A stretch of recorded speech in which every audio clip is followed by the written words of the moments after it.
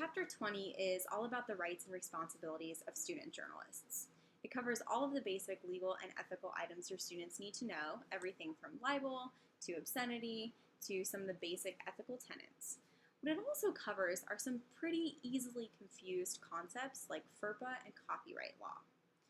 One of the things that I would encourage you to do with your students as they read through this chapter is to start creating a list of FERPA-related documents that they want to access throughout the school year.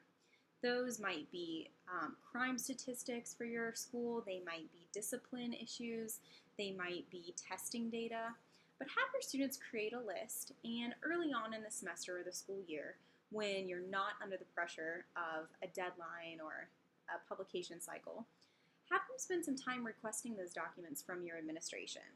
This is going to take a little while, and sometimes students are even going to have to explain why they have access to those documents. It's a great way for them to learn a little bit more about FERPA and to help build a relationship with administrators when there's not a story on the line.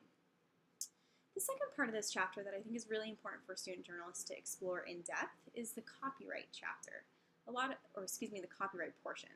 So a lot of student journalists don't realize that they're pulling things from the web without the right permission or the right attribution. One of the things that you could encourage your students to do as they read through this chapter is to even create their own copyright-free publication. So what that might look like is an entire publication cycle, so an entire deadline on your website or an entire issue of your news magazine that pulls nothing from the web. Everything has to be done in-house. You'll find that students have some hidden creative talents, or they're able to learn Illustrator or Photoshop very quickly.